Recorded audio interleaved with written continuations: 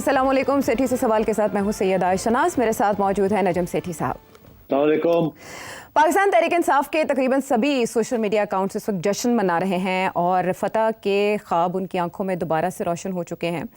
इससे पहले जो मायूस थे जब पाकिस्तान तहरीक इंसाफ के कारकुनान और लीडर्स को सजाएं सुनाई गई और उसके बाद हमने देखा कि बेदखल हो गए अपोजिशन लीडर, सेनेट से भी, नेशनल असेंबली से भी, तो ज़्यादा ही घुटन ज़दा माहौल था। लेकिन आज सुप्रीम कोर्ट से एक बड़ी खबर आई, वो ये कि 9 मई के 8 मुकदमात में बानी पीटीआई की जमानत मंजूर कर ली गई है और अब सलमान सफदर साहब जो कि पाकिस्तान तहरीक इंसाफ के वकील हैं, उनके बकौल बस एक पेशी की मार है उनकी रिहाई और उसके बाद वो रिहा हो जाएंगे।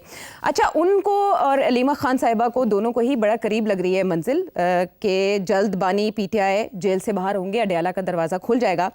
लेकिन जब ये खबर सामने आई तो माजी करीब में सेठी साहब का एक तज्जिया याद आया जिस पर तब तो ये कहा गया कि ऐसा हो नहीं सकता, हनूज दिल्ली दूर है, ऐसा कोई प्लान नहीं है। लेकिन सेठी साहब ने क्या कहा था मई के महीने में, पहले आपको वो सुनवाते हैं। मैं ये समझता हूँ कि अब जो मैंने बात कही थी 3 माह 4 माह पहले, आपने अभी जिसे कहते हैं चुंडी वड्डी मैंने कोई गल नहीं, मैं समझता हूँ कि बात आगे बढ़ गई है। तो वो 3 महीने नहीं वो हो जाना था, मगर थोड़ी सी और इश्यूज बनने शुरू हो गए, फिर ये इंडिया वाला मामला शुरू हो गया। तो आई थिंक कुछ इम्कान है कि कोई बात आगे बढ़ सकती है। बुशरा बीबी को रिहा किया जा सकता है, उनकी जो सस्पेंशन है वो एक्सेप्ट हो सकती है। अच्छा, दोनों की हो सकती है, एक की हो सकती है, एक ही अभी हो जाए, एक ही बाद में हो जाए, कुछ चीज़ आगे चढ़नी जाए। तो मतलब ये कॉन्फिडेंस बिल्डिंग मेजर्स होते हैं। जब इस किस्म की बात होती है ना तो स्टेप बाय स्टेप चलता है। तो एक तरफ से ये, फिर दूसरी तरफ से ये, फिर एक तरफ से ये, फिर हम आगे बढ़ रहे हैं। अब ये कहाँ जाके ये रुकेगा, इसके दरमियान किस किस्म की रुकावटें आएंगी, वो अलग बात है। मगर आई थिंक नीयत ये है कि लेट्स मूव। सिर साहब, बहुत सी चीज़ें इसमें आपने इशारतन कहीं, बुशरा बीबी से रिलेटेड भी आपने बात की और हमने देखा कि एक सीनियर सहाफ़ी की जानिब से जेल में जो उन्हें प्रॉब्लम सामने आई हैं उसका भी तस्करा किया गया। वो मीडिया में इन है कि उनको बहुत तकालीफ का सामना करना पड़ा है। फिर एक और सीनियर सहाफ़ी, वो अपनी मुलाकात का एक कॉलम लिख दिया उन्होंने और वो 16 अगस्त को पब्लिश हुआ। उससे लेकर 16 अगस्त से लेकर 21 अगस्त तक बहुत दिन गुजर गए। तरदीद आज DGI-SPR की जानिब से सामने आई कि माफ़ी की कोई बात नहीं हुई, PTI की कोई बात नहीं हुई। So the things are connected, लेकिन समझ कुछ नहीं आ रही। क्या जल्द इमरान खान साहब रिहा होने जा रहे हैं? इन शॉर्ट अगर मैं आपसे जानना चाहूँ। देखिए, बात यह है कि कुछ तो होने जा रहा है ना। आपको याद होगा मैंने एक और भी इशारा किया था जब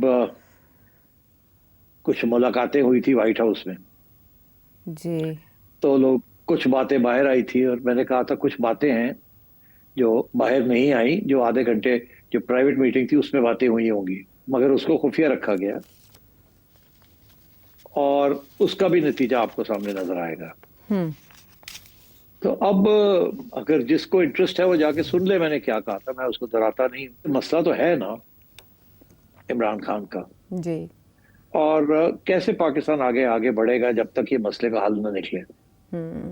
अच्छा, अब वो इस हल निकलने के लिए 2 हाथ की ताली की जरूरत है, मगर दोनों हाथ तैयार नहीं है ताली लगाने के लिए।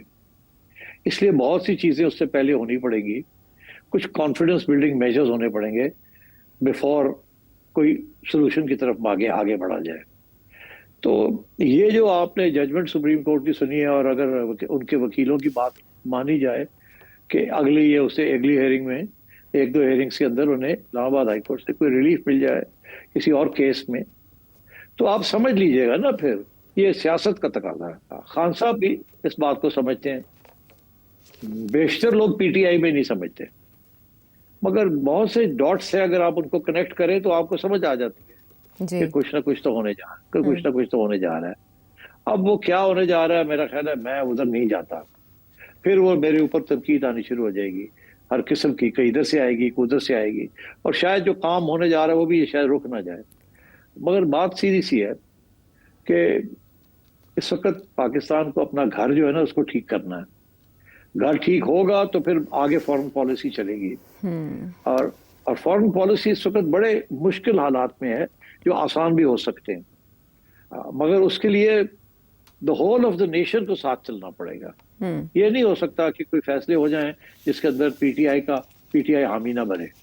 बहुत कुछ होने जा रहा है, वो अगले सेशन में हम डिस्कस करते हैं क्या होने जा रहा है, जिसमें पाकिस्तान का रोल बड़ा इंपॉर्टेंट होगा जी। और खसूसन पाकिस्तान की अफवाज पाकिस्तान का रोल बड़ा इंपॉर्टेंट होगा। तो इसलिए आई थिंक कोई ना कोई CBMs कॉन्फिडेंस बिल्डिंग मेजर्स तो शुरू हो गए हैं और इसका इशारा मैंने पहले कर दिया था और क्योंकि बात वहां से शुरू हुई थी। तो अब सूरत हाल ये है कि आहिस्ता आहिस्ता आप देखें जो भी फैसले आते हैं जुडिशरी के, आप समझिएगा कि those are decisions in the right order और उसको वहां उसी हद तक उसको इंटरप्रेट करना चाहिए, ना उससे कम ना उससे ज्यादा। मगर अभी कोई सेटलमेंट नहीं होने जा रही, अभी कोई रेजोल्यूशन नहीं होने जा रही, अभी इब्तिदा है to move towards an idea of a resolution. इससे बहुत से मुश्किलात हैं, खान भी पीछे नहीं हट सकता, एस्टैब्लिशमेंट भी पीछे नहीं हट सकती। तो कैसे आगे बढ़ना है, तो छोटे छोटे कदम उठाने पड़ेंगे आहिस्ता आहिस्ता और वक्त लगेगा, बेबी स्टेप, और वो वक्त जो है 2-3 साल लग सकते हैं, मगर वो आहिस्ता आहिस्ता काम चलेगा। 2-3 साल जेल से बाहर आने में लग सकते हैं या मामलात आगे बढ़ाने में लग सकते हैं? देखिए अभी आपने बात की बुशरा बीबी की जी। अच्छा, मेरा ये मौकफ रहा है कि बुशरा बीबी जब बनी गाला गई थी तो बिहाइंड द सीन्स उनका इत्तेफाक था कि हाँ ठीक है मुझे बनी गाला ले चले। मेरा मौकफ ये था कि बनी गाला इसलिए लेके गए उनको क्योंकि वहां बातचीत करनी थी खुफिया। वो जेल में तो खुफिया बातचीत नहीं हो सकती, ना आना जाना मुश्किल हो जाता। तो फिर उसके बाद जब उनको तब्दील किया बनी गाला से टू जेल, तो उस वक्त बहुत से शक शुबात शुरू हो गए थे लोगों के जहन में कि शायद बुशरा बीबी मिल गई है, कोई वो क्या कर रही है। इसलिए फिर मेरा ख्याल है उनकी अपनी रिक्वेस्ट थी कि इनको हटाया जाए, यहाँ से वापस जेल कर दिया जाए, और जो बात आगे बढ़ाना चाह रहे थे वो रुक गई थी, इसलिए वो डेडलॉक हो गया था, तो वो फिर उनको वापस भेज दिया। अब ये जो सारा माहौल बन रहा है कि जी वो उनकी जेल कंडीशंस ठीक नहीं है, उनको ये तकलीफ है, उनको वो तकलीफ है, उनको C क्लास पे रखा वगैरह वगैरह, आप समझिए कि ये इशारे हो रहे हैं कि या तो उन्हें बनी गाला तब्दील कर दिया जाए या अस्पताल तब्दील कर दिया जाए। तो मतलब इस किस्म की पहले ग्राउंड ब्रेक बनाई जाती है, ठीक, और वो ग्राउंड जो है वो मीडिया बनाता है। PTI तो उनको भी इशारे हो गए हैं, वो भी शुरू हो गए हैं। तो आज जहां तक खान साहब का मसला है, मेरा ख्याल है कि फौरी तौर पे मुझे रिहाई नजर नहीं आ रही खान साहब की, फौरी तौर पे। मतलब है कि वो कह रहे हैं 1 घंटे की बात है तो उसके बाद वो रिहा हो जाएंगे, मेरा नहीं ख्याल ऐसे होगा। अगर हो जाता है तो आप समझे कि बात और भी आगे बढ़ गई है, मगर मेरा ख्याल है कि ये थोड़ा और वक्त लगेगा। पहली स्टेज पे बुशरा बीबी की सहूलतें कुछ कायम की जाएंगी। तो that is way we are, और इसमें खान साहब इज फुली ऑन बोर्ड। और खान साहब ने जो कॉम्प्रोमाइज की है, मैं आपको बता देता हूँ, खान साहब ने कॉम्प्रोमाइज ये किया कि सेनेट के अंदर उन्होंने वो बंदा लगा दिया, लीडर ऑफ द ऑपोजिशन, जो कि एस्टैब्लिशमेंट के बड़ा करीब है। जी। तो याद है उन्होंने भी आके कहा था बात बढ़ रही है, बात आगे चल रही है, जी, फिर आज़म उन्हें स्वाति शट अप साहब। कॉल आ गई और वो हाँ वो पीछे हट गए। तो बात वो सही कह रहे थे, मगर उस वक्त शायद प्रीमैच्योर थी थोड़ी सी बात। हाँ, तो इसलिए उनको वहां खान साहब ने कर दिया कि ठीक है जी, बात करने के लिए आप हैं, और आपको और हमें ये इंप्रेशन देने के लिए कि मैं तो हार्ड लाइन ले रहा हूँ, तो उन्होंने किसी और को नामजद कर दिया नेशनल असेंबली में, Mahmood Achakzai, anti Mahmood establishment. Khan, anti establishment. तो यहाँ कर, हालांकि यहाँ सिर्फ बातें की बात है, वो बातें करेंगे, वो बेचारे क्या एंटी एस्टैब्लिशमेंट बनेंगे, 1 मैन शो है वो। तो खान साहब ने अपनी पार्टी को भी समझाने की कोशिश की है और उधर भी इशारे जो करने थे वो कर दिए। तो मेरा ख्याल है ये टॉक फाइट वाली बात है, मगर as we moving forward talk बढ़ती जाएगी और फाइट कम होती जाएगी। जिस तरह आप CBMs की बात करें, छोटे छोटे बेबी स्टेप्स उठाए जाएंगे, और उसी सिलसिले में हमने बैरिस्टर गौहर की एक बात सुनी कि हम इंसान हैं, फरिश्ते नहीं हैं, हमसे भी गलतियां हुई होंगी, हमने 9 मई की मजम्मत की है, बानी PTI ने भी की है। बेशक PTI के जो सोशल मीडिया पेजेस हैं उन्होंने बाद में ख़ुद को इस बयान से अलग कर लिया और उन्होंने कहा कि इस बारे में जो बानी PTI का मौक़िफ़ है वही मौक़िफ़ हमारा कायम रहेगा। तो हवा में कोई ना कोई बातें चल रही थी जिससे तक़वियत मिलती है आपके एनालिसिस को भी। लेकिन सेठी साहब, जो एक बहुत बड़ा मामला इस वक्त खड़ा हो गया वो सहाफ़ती साख का भी है, एक बहुत बड़े सहाफ़ी की, जिनके बारे में ये कहना कि उन्होंने ज़ाती फ़ायदे के लिए ये सब कुछ घड़ा है। मुझे आपसे ये जानना है कि 2 घंटे की बकौल उनके कॉलम के कि उन्होंने गुफ्तगू की फील्ड मार्शल से, क्या उन्हें वो खुद तक रखनी चाहिए थी और इस तरह से पब्लिक नहीं करनी चाहिए थी? अब तो इदारे की तरफ से या उनकी तरफ से भी मौक़िफ़ आना ज़रूरी हो गया है, वो कायम रहेंगे अपनी खबर पर? आयशा, मेरी बात सुनो। हमारे लीडर्स बच्चे तो नहीं है ना। जब वो कोई बात कहते हैं तो सोच के कहते हैं ना, उसके पीछे कोई सोच होती है। मेरा ख्याल है बात यहीं तक छोड़ देनी चाहिए। इससे आगे जाएंगे तो शायद गड़बड़ ना हो जाए। मगर जो बात समझने वाली होती है वो समझ लेनी चाहिए। अब सवाल यह है कि बड़ाई साहब क्या करेंगे। मेरा ख्याल है कुछ भी नहीं करेंगे वो। मुझे कुछ लोग पूछ रहे थे कि अब बड़ाई साहब ये जो आईएसपीआर की तरफ से बात आई है इसकी तरदीद करेंगे, मानेंगे नहीं मानेंगे, क्या कहेंगे वो, क्योंकि उनकी क्रेडिबिलिटी जो है वो ऑन द लाइन है। जी। मेरा नहीं ख्याल वो कुछ कहेंगे, वो चुप ही कर जाएंगे, मेरा ख्याल है। अब बात को यही छोड़ दे तो बेहतर है सबके लिए। मगर मैं हैरान जरूर हूं कि उनके बयानिए के खिलाफ जो बयानिया बना है, बट चले, that's the way it is. जब आप करीब हो जाते हैं तो फिर बहुत सी पाबंदियां भी लग जाती हैं आपके ऊपर, बहुत सी रिस्क्स भी होती हैं। आज आपके साथ, कल आपके खिलाफ। आज आपके साथ कॉन्फिडेंस, कल आपके खिलाफ। ये चीजें चलती हैं। बहरहाल अब वो अपनी डिफेंस जो भी उन्होंने पेश करनी है वो करें। मगर जिसे कहते हैं ना, he has been thrown under the bus. कुछ तो कहना होगा और वरना खामोशी तो। नहीं, मेरा ख्याल है कुछ नहीं करेंगे। बेचारे उठेंगे, अपना झाड़ेंगे। उठाएंगे और बैठ जाएंगे, झाड़ेंगे और बैठ जाएंगे। बड़े मंजे हुए खिलाड़ी हैं वो, समझदार हैं और कॉशियस आदमी हैं। हाँ। और ऐसे नहीं उन्होंने ये लिख दिया था। और भी बहुत से मामला अब आलमी करतास पे क्या की बात करेंगे एक ब्रेक के बाद।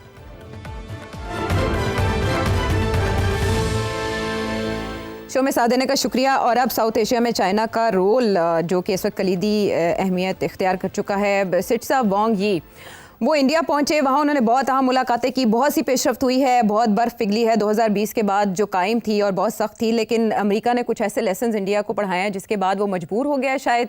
जो ये सख्तियाँ जो पहले दोनों के ताल्लुकात में थी अब वो मेल्ट होती दिखाई दे रही हैं। लेकिन चाइना एक तरफ अफगानिस्तान के साथ भी बात कर रहा है, पाकिस्तान को साथ मिलाकर, फिर पाकिस्तान भी उनके वज़ीर ख़ारिजा आए हैं। सो क्या मैसेज है इस वक्त खित्ते में चाइना की तरफ से कंट्रीज़ को? चाइना का कोशिश है कि एक साउथ ब्लॉक बन जाए जिसकी लीडरशिप चाइना के पास होगी। उस प्लान के रास्ते में अमेरिका ने इंडिया को खड़ा कर दिया था।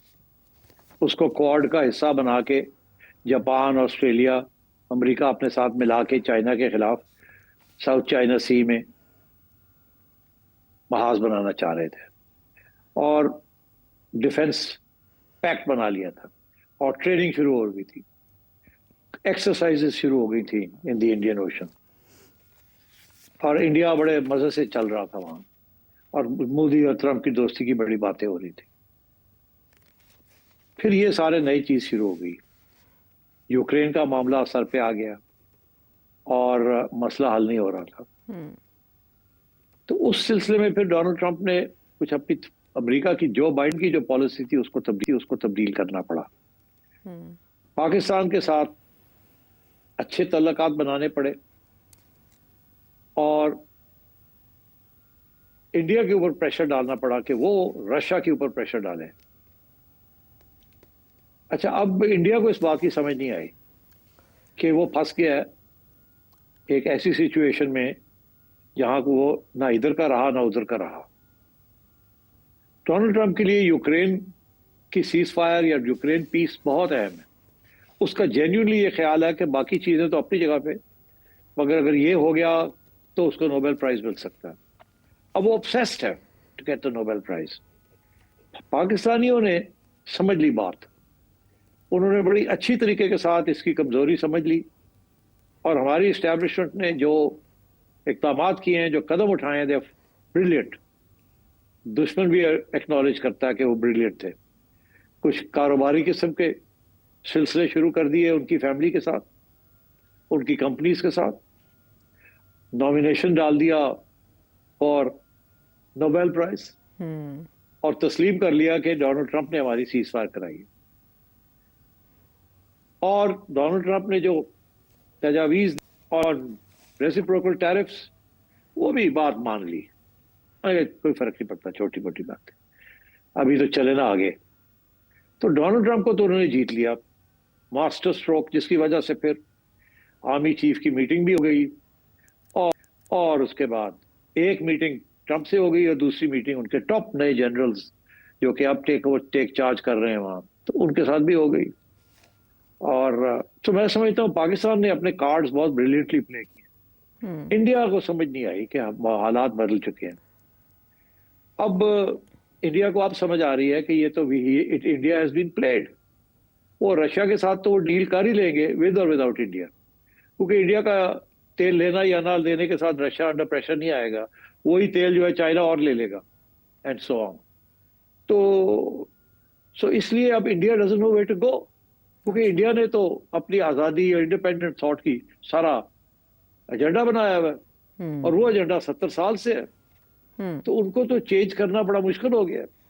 हमारे आजकल के लीडर्स ये कहते हैं हमें तो ये करना आता है, we know how to balance. पहले हमने अमेरिका के साथ भी बैलेंसिंग एक्ट किया है over Afghanistan, over nuclear programme वगैरह वगैरह, और अब हम balancing act over China, Russia, सब कुछ कर रहे हैं। तो आई थिंक अब तो एक्सपर्ट्स हैं how to do the balancing act. India ने कभी बैलेंसिंग की नहीं, तो अब इंडिया को भी समझ आ रही है कि बैलेंसिंग करने की जरूरत पड़ गई है। तो इंडिया ने अब सोचा कि हम क्या करें। आज कुछ लोग हैं इंडिया में, वो ये कह रहे हैं इंडिया को कि ओए बैलेंसिंग ना करो, सीधे अमेरिका दे आगे जाके लम्बे पे। इधर आपके लिए जगह नहीं बनेगी दूसरे कैंप के अंदर। दूसरे कैंप के अंदर पाकिस्तान जो है वो तो फेवरेट चाइल्ड है, वो तो फेवरेट है। और उधर रशिया भी है और उधर चाइना भी है, और चाइना और पाकिस्तान हावी है। तो आप वहां क्या करेंगे, आपकी तो कोई अहमियत नहीं बनेगी, तो आप अमेरिका के कैंप में ही रहे। मगर नरेंद्र मोदी जो है वहां डोमेस्टिक ओपिनियन इतना खतरनाक हो गया है डोनाल्ड ट्रंप के खिलाफ, और उनकी नेशनलिज्म उभर गई है। तो उसने फिर सोचा कि यार और कुछ नहीं तो मैं अपने लिए कोई लेवरेज क्रिएट करूं। तो वो उठ के जनाब उन्होंने जाके चाइना को कहा अस्सलाम वालेकुम, अब आ गए हैं। और जो आप कहते हैं करने के लिए तैयार है, आओ तो सही, गप्पे मारो। तो China of course looking forward to it. उन्होंने कहा आ जाओ आ जाओ आ जाओ, वो जो बाउंड्री इश्यूज है उनको खत्म करो, जैसे हम कहते हैं लड़ाई झगड़े बंद करो, और आ जाओ ब्रिक्स के अंदर और आके हमारा साथ दो ऑफ कॉमन सिक्योरिटी। और ये जो ब्लॉक्स बन रहे हैं आप इसका हिस्सा ना बने। तो अब इंडिया जो है वो पहुंच गया चाइना, और चाइना इंडिया पहुंच गया। अच्छा, इसके साथ अमेरिका जो है वो अब समझ नहीं आ रही उसको कि ये तो उल्टा हो गया है। हमारा ख्याल था इंडिया हमारी तरफ आ जाएगा, वो इंडिया उधर उठ के चला गया। तो अब मेरा ख्याल है डोनाल्ड ट्रंप और भी थोड़ा सा डेस्परेट हो जाएगा कि जल्दी से रशिया के साथ कुछ सेटलमेंट हो जाए, नहीं तो इंडिया भी हाथ से निकल जाएगा। और वो जो साउथ ब्लॉक बनने जा रहा है लेड बाय ब्रिक्स, वो उसकी अहमियत दिन ब दिन बढ़ती जा रही है। और इंडिया का चाइना के साथ सेटलमेंट करना, ये तो रिवाइवल हो रहा है ना RIC जी, रशिया इंडिया चाइना का जो ब्लॉक है, जिसके बारे में अब मीटिंग शुरू हो गई थी। वो काफी अरसे से वो सोए हुए थे, अब फिर से वो एक्टिव हो गया। तो मेरा ख्याल है कि इंडिया जिसे कहते हैं ना लेट अराइवल है डिपार्चर लाउंज में, और अब पहुंच गया, और अब वो हाथ पैर मारेंगे किसी तरीके के साथ कि वो ये साउथ का जो ब्लॉक है इसके अंदर भी उनकी कोई अहमियत हो। मगर मैं समझता हूँ अभी वहाँ जो अहमियत है वो चाइना की है, पाकिस्तान की है और रशिया की है। तो रशिया हेल्प करेगा इंडिया को, इसमें कोई शक नहीं है कि इंडिया भी आ जाए। मगर इसके साथ जो इंटरेस्टिंग चीज ये है कि अब इंडिया को पाकिस्तान के साथ ये न्यू नॉर्मल शॉर्मल की नॉनसेंस बंद करनी पड़ेगी। ठीक, बिकॉज अगर ये न्यू नॉर्मल वाली बात रखी तो फिर ये इस ब्लॉक का हिस्सा नहीं बन सकता, because the leader of this block is China, right, and China is as they say Ireland Pakistan, और वो पाकिस्तान को और भी मदद करेगा। एक तो ये बात। दूसरी बड़ी इंपॉर्टेंट डेवलपमेंट, पाकिस्तान का इस वक्त मसला क्या है अफगानिस्तान में, चाइना और पाकिस्तान का एक ही मसला है जी, और वो क्या है, वो ये है कि टेररिज्म। जो पाकिस्तान के खिलाफ जो टेररिज्म हो रही है उसका नुकसान चाइना को हो रहा है, पाकिस्तान को तो हो ही रहा है, बंदे मारे जा रहे हैं। मगर चाइना की जो सारी इन्वेस्टमेंट्स हैं पाकिस्तान के अंदर, सिपेक की, वो उनको नुकसान पहुंच रहा है। तो चाइना का बहुत सख्त इंटरेस्ट है कि अफगानिस्तान को न्यूट्रलाइज किया जाए और टीटीपी और बीएलए जो है इनको फारग किया जाए। और इनके सबसे बड़े सपोर्टर्स जो है टीटीपी के और बीएलए के, वो इंडिया है जी। तो आई थिंक अब इंडिया के ऊपर चाइना जो प्रेशर डालेगा कि न्यू नॉर्मल का नॉनसेंस बंद करो और अपना हाथ निकालो from helping the TTP and helping BLA, तो मेरा ख्याल है कि इंडिया को अब समझ आएगी कि ये न्यू नॉर्मल और जिस किस्म की उसकी फॉरेन पॉलिसी थी इन द रीजन, ये नहीं चलेगी। और अब वो अमेरिका के पास वापस जाएगा तो अब डोनाल्ड ट्रंप जो है वो माफ नहीं करेगा कि आप उठ के चले गए थे चाइना के पास। तो इंडिया को अगर उसने साउथ ब्लॉक में आना है तो पाकिस्तान के खिलाफ टेररिज्म बंद करवानी पड़ेगी और अपना हाथ निकालना पड़ेगा from BLA and from TTP. Number 2, अगर अफगानिस्तान चाहता है कि वो एक उसकी रिकग्निशन हो, चाइना ने जो शुरू किया है मामला और जिसको पाकिस्तान को साथ लेके चल रहा है और रूस को बनाएगा, कि अगर अफगानिस्तान ने nation state, normal nation state बनना है तो उन्होंने ये टेररिज्म की एक्सपोर्ट बंद करनी है। और अब टीटीए की जो हुकूमत है उनकी तरफ से भी बयान आ गया है कि हमारे जमीन से कोई टेररिज्म नहीं होगी।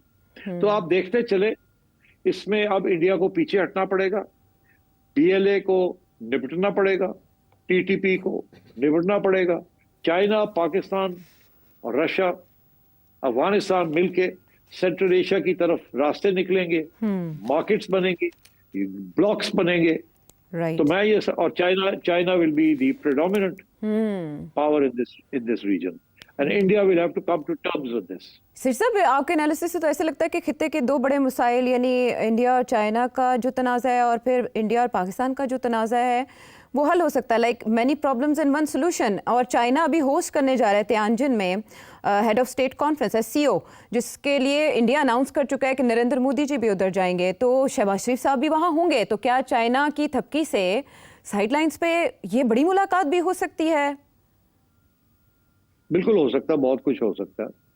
अब डिपेंड करता है कि नरेंद्र मोदी को समझ आ रही है बात कि नहीं आ रही। क्या इंडियन एस्टैब्लिशमेंट ने कोई फैसला किया है या नहीं किया, ये अभी सिर्फ गेम्स खेल रहे हैं, अभी सिर्फ फ्लर्टेशन कर रहे हैं चाइना के साथ। अगर तो ये फ्लर्टेशन कर रहे हैं तो ज्यादा देर नहीं चलेगी। चाइना के साथ आप फ्लर्टेशन नहीं कर सकते। अगर आप सिर्फ मैसेजिंग कर रहे हैं अमेरिका को, तो वो गलत मैसेजिंग जाएगी। अच्छा। India has to now make up its mind. India की फॉरेन पॉलिसी को तब्दील करना पड़ेगा, दोवल को फारग करना पड़ेगा, जयशंकर को फारग करना पड़ेगा। नरेंद्र मोदी ने अपने आप को बचाना है तो रिवर्स करना पड़ेगा गियर।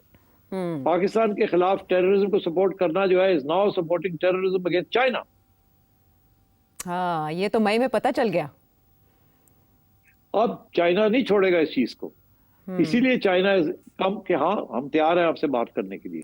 अब ये जाएंगे तो इनको सुनाया जाएगा कि देखिए आपने हमारे ब्लॉक का हिस्सा बनना है और ये जो टेररिज्म की एक्सपोर्ट हो रही है इसको बंद करें। पास में जो कुछ हुआ वो हुआ, उन्होंने किया, आपने किया, अब छोड़ दें। Now we want to develop, economic development होनी है। इकोनॉमिक डेवलपमेंट के लिए रास्ते चाहिए, रूट्स चाहिए, हाईवेज चाहिए, राइट, एक्सपोर्ट चाहिए। तो इसलिए चाइना ने देखे ना क्या कॉन्फिडेंस बिल्डिंग मेजर किया। रातों रात उन्होंने वीजे खोल दिए, इंडिया ने भी और चाइना ने भी। रातों रात उन्होंने कहा जी रेयर अर्थ मिनरल्स की भी एक्सपोर्ट हो सकती है टू इंडिया जी। उन्होंने फर्टिलाइजर की जो रोका हुआ था वो भी एक्सपोर्ट कर दिया। इंडियन इंडस्ट्री को बहुत सी चीजों की जरूरत थी, ड्रिलिंग मशीन की जरूरत थी, टनल ड्रिलिंग मशीन, वो भी उन्होंने कहा ले ले आप। तो उन्होंने तो CBM कर दिया, दिखा दिया कि we are ready, we are putting our money, our goods where our mouth is जी। अब इंडिया क्या करेगा? अब नरेंद्र मोदी पे डिपेंड करता है कि ये कितना बड़ा सियासतदान है या कितना बड़ा स्टेट्समैन है कि ये कैसे इसके साथ डील करता है। बिकॉज अब क्वाड फर्क है, India can not be a part of quad. Quad against China is रह गया, रह गया। इसलिए मैं समझता हूँ कि चाइना, अब जैसे कहते हैं ना, वो बाहर आ गया। चाइना ने अपना पावर दिखाना शुरू कर दिया, जो कि पहले वो नहीं दिखा रहा था, आहिस्ता आहिस्ता बढ़ा रहा था। अब उसने दिखाना शुरू कर दिया, अपने हथियार भी दिखाने शुरू कर दिए, अपने सैटेलाइट्स भी दिखाने शुरू कर दिए, अपने सी वेसल्स भी दिखानी शुरू कर दी। अभी हाल ही में उन्होंने वो भी दिखाया आपको, उन्होंने तो टैंक की गन्स लगा दी हैं सी वेसल्स के ऊपर, जो कि कोस्टल कोस्ट को अटैक कर सकती है, वो ताइवान के लिए उन्होंने बताया कि अगर ताइवान में लैंडिंग करनी पड़े या करना पड़े तो क्या करें। तो चाइना हैज कम आउट, और चाइनीज स्पोक्समैन बड़े खुल के कह रहे हैं कि अब game is over, we are out there now, अब we are now number one and we are going to show you. तो मेरा ख्याल है डोनाल्ड ट्रंप ने भी मिसकैलकुलेट किया है, नरेंद्र मोदी ने भी मिसकैलकुलेट किया है। अब China the giant is out. Right चीनी ड्रैगन जो है वो इस वक्त धाड़ रहा है सिर्फ मैसेज रिसीव करने के लिए, अच्छे रिसर्च है। और अब नरेंद्र मोदी का इम्तिहान है, अंदरूनी और बैरूनी सियासत में वो कितनी पुख्तगी रखते हैं, इसका डिस्प्ले देखा जा सकेगा SCO सेशन में, जो कि 31 अगस्त और 1 सितंबर को होने जा रहा है चाइना में। हम वापस आते हैं एक ब्रेक के बाद।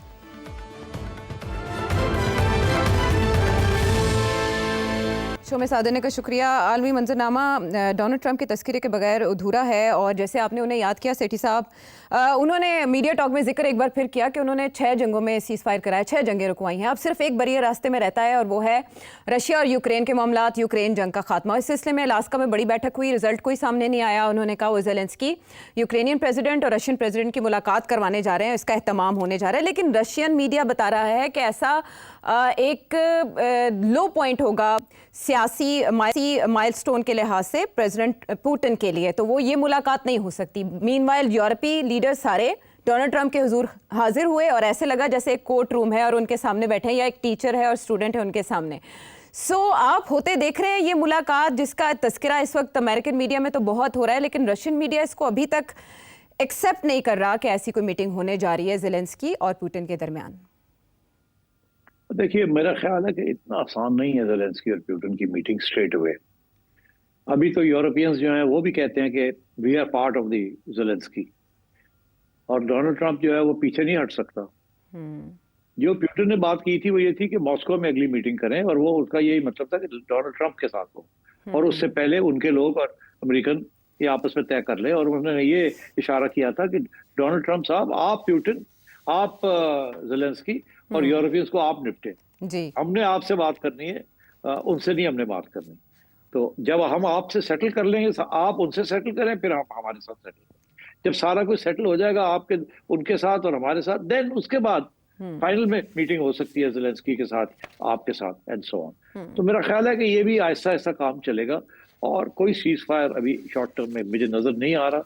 और मुझे तो ये नजर आ रहा है कि रशिया और भी ज्यादा अग्रेसिवली बात आगे बढ़ाएगा ऑन द ग्राउंड, ताकि जितनी ज्यादा टेरिटरी उसके पास हो जब फाइनल सोल्यूशन होती है, तो उस वक्त that should come in handy.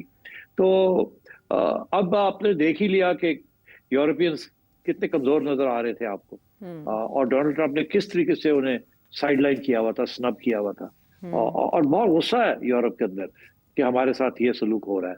मगर बात यह है कि अगर आपके पास पैसे नहीं है, हथियार नहीं है, तो फिर यही सलूक होगा। That's the law of the world, कि जिसके पास पैसा है, जिसके पास हथियार है, बात उसकी सुननी पड़ती है। तो ये बुड़बुड़ करना बैठ के पीछे, इट मेक्स नो डिफरेंस।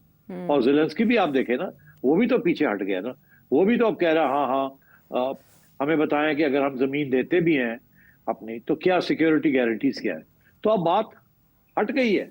पहले ये था कि हम अपनी 1 इंच जमीन नहीं देने के लिए तैयार, अब ये है कि जमीन तो हम दे देंगे, कितनी देंगे वो तो बात हो सकती है, मगर हमारी सिक्योरिटी गारंटी क्या होगी कि कल को रशिया जहां खड़ा है और आगे ना आ जाए और आके ले ना ले। अब वो सिक्योरिटी गारंटीज की बात शुरू हो गई है।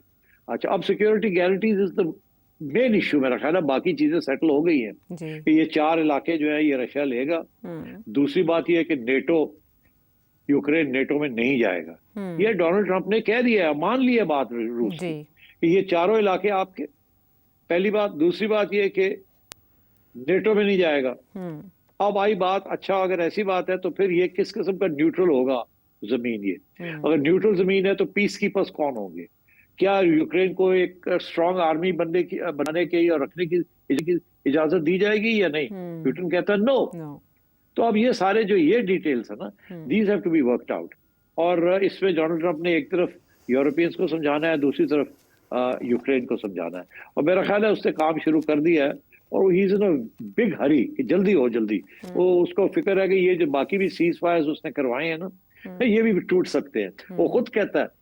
और बाय द वे, अगर आप डिटेल में जाए, ये बाकी सीज फायर जो कॉन्गो और रवांडा है, या अजरबैजान और क्या नाम है आर्मीनिया का है, ये सारे जो है ना, दे आर फ्लफी। इनमें कोई जानवान कोई नहीं है। ये डोनाल्ड ट्रंप के कहने के ऊपर उनका अच्छा जी चलो सीज फायर कर लें, ये किसी वक्त भी फिर लड़ाई झगड़े शुरू हो सकते हैं। तो वो कहता है जितनी जल्दी वो आयरन इज हॉट, गर्म है, आयरन गर्म है तो अभी लगाओ। अब उसके लिए इज वेरी इंपॉर्टेंट कि यूक्रेन जितनी जल्दी हो सकता हो, बिकॉज उसे पता है फलस्तीन के अंदर तो अभी कोई काम नहीं है जो इसराइल वहां कर रहा है और जो आगे करने जा रहा है वो अब बाद में डिस्कस कर लेते हैं। मगर उसको ये बड़ी जरूरी है कि यूक्रेन का मसला तय हो। तो मेरा ख्याल है प्यूटिन भी उसको पता है कि इसको जल्दी है, इसलिए प्यूटिन स्लो जाएगा जी। जितना। हाँ, तो ये गेम होती है कि आप जल्दी में, हम स्लो हो जाते हैं ताकि आप ज्यादा कंसीड करें। तो this is what's going to happen now. Let's see क्या होता है, but I think basically long term solution जो है वो नजर आ रही है सबको कि जमीन, ये 4 इलाके जो हैं ये सारे रूस को जाएंगे, नंबर 1। नंबर 2, सिक्योरिटी गारंटीज कुछ मिलेंगी। नंबर 3 के नो नेटो नेड़े नहीं आने देना रूस के बॉर्डर्स से, and they Europeans will have to accept that. ठीक है। अच्छा सिर साहब, ये वाला मामला तो 8 से 10 दिन बाद शायद दोबारा किसी मरहले पे पहुंचे, क्योंकि यूरोपियन लीडर्स की जानिब से ये कहा गया है कि 8 से 10 दिन तक मजीद रब्ता करेंगे और मजीद बातचीत करेंगे, जिसकी तरफ आपने इशारा किया, जहां बेंयामिन नेतन्याहू को वो वॉर हीरो कह रहे हैं प्रेसिडेंट ट्रंप, और ख़ुद को भी इन अ वे कि मैंने भी थोड़ा बहुत इसमें काम किया है जो ईरान के साथ इनका मामला हो। अब वो गज़ा पर कब्ज़े का पहला फेज़ शुरू हो चुका है, बावजूद ये कि आलमी सतह पर तनकीद की जा रही है। रिजल्ट्स क्या होंगे, नताइज, कॉन्सिक्वेंसेस क्या हो सकते हैं इसके? बड़े खतरनाक कॉन्सिक्वेंसेस हैं, बिकॉज अगर डोनाल्ड ट्रंप की ये कोशिश थी कि अब्राहम अकॉर्ड्स जो है वो जल्दी से साइन हो जाए, तो वो नहीं होंगे। इस सूरत हाल में वो नहीं होंगे। अब नजर आ गया ना कि डोनाल्ड ट्रंप एक तरफ फलस्तीन, दूसरी तरफ यूक्रेन, वो तवज्जो नहीं देना एक मेजर इशू को, ये दूसरे को, कभी इधर जाता है कभी इधर जाता है। फलस्तीन में तो वो मजबूर है, वो तो जो इसराइल कर रहा है उसको नहीं रोक सकता, वो कोशिश करता है मगर नहीं रोक सकता। वहां तो इसराइल के अंदर अगर कोई बगावत हो जाए, अगर कोई पब्लिक ओपिनियन चेंज हो जाए, या वहां जो कोalition गवर्नमेंट है नेतन्याहू की वो तब्दील हो जाए, वो और बात है। मगर अगले महीने सितंबर में और अक्टूबर में अब यूनाइटेड नेशंस के भी जनरल असेंबली का सेशन है, और उससे धमकियां आ रही हैं कि अगर ये बंद नहीं करता इसराइल लड़ाई झगड़े अपने और सीज फायर नहीं करता, तो लोग फलस्तीन को रिकग्नाइज कर लेंगे। फ्रांस ने भी ये कह दिया, सो ऑन। तो मेरा ख्याल है ये तो बिल्कुल आगे बढ़ रहा है ना, ही डजंट केयर। तो मेरा ख्याल है कि डोनाल्ड ट्रंप ये ना हो कि यूक्रेन में भी कामयाब ना हो और यहाँ भी कामयाब ना हो, तो बिल्कुल ही जैसे कहते हैं बढ़ जाएगा। तो डोनाल्ड ट्रंप के लिए एक बड़े चैलेंजेस हैं आगे। How he will deal with it I don't know, because उसकी आदत है बड़ी जल्दबाजी करने की कोशिश करता है और बाद में वो पूरा अधूरा काम रह जाता है। तो अब ये इसराइल जो है अब नेकेड एग्रेशन की तरफ जा रहा है गाजा को सीज करने के लिए। वहाँ 1 मिलियन पैलेस्टीनियंस हैं, उनको निकाल रहा है, उनको धकेलेगा बाहर, इधर करेगा, मारेगा। और पूरी 60,000 रिजर्विस्ट बुला लिए हैं, लाख की वहाँ फौज है already. They are going to be killing many more people, और पब्लिक ओपिनियन दुनिया का दिन ब दिन उनके खिलाफ होता जा रहा है। मैं समझता हूँ इसराइल के अंदर भी अब आहिस्ता आहिस्ता पब्लिक ओपिनियन खिलाफ होता जा रहा है नेतन्याहू की। तो अगले 2-3 महीने में बहुत कुछ हो सकता है। We have to wait and see. फौज के अंदर बर्नआउट के भी नताइज निकलेंगे, जैसे कि पहले खदशात जाहिर किए जा चुके हैं कि इतने लॉन्ग टर्म जंग के नतीजे में फौज थक चुकी है। फौज के अंदर सर्वे भी करवाए गए हैं जो बता रहे हैं कि कुछ फौजी बिल्कुल ही बददिल हो चुके हैं इस तवील जंग से। हाँ ऐसे है। देखिए ना, जो ब्लो बैक है जिसे कहते हैं कि फौजी भी तो सुनते हैं ना दुनिया क्या कह रही है, फौजियों की भी तो फैमिलीज है ना, प्रेशर तो है दुनिया का। तो आई थिंक ये नेतन्याहू एक सुइसाइडल किस्म की मिशन पे है, नहीं कामयाब होगा, he will fail. Netanyahu survive नहीं करेगा। 3 महीने लगे, 6 महीने लगे, साल लगे, Netanyahu will not survive. So I think let's wait for the UN session and see what happens. ठीक है, ज़्यादा दूर नहीं है, वो सितंबर के महीने में है, लेकिन इस्राएली वज़ीर आज़म की पॉलिसी ज़्यादा अरसे नहीं चलेगी। और इसी तरह अमेरिकन प्रेसिडेंट डोनाल्ड ट्रंप के वो दुनिया में हम चाहते हैं, ये बिल्कुल उससे मुतज़ाद है। उनकी दोहरी पॉलिसीज़ का आकास है गज़ा का मामला। कोई जहन में आपके सवाल हो जो आप जानना चाहें सेठी साहब से, नंबर आपके सामने। अगले प्रांत के लिए इजाज़त।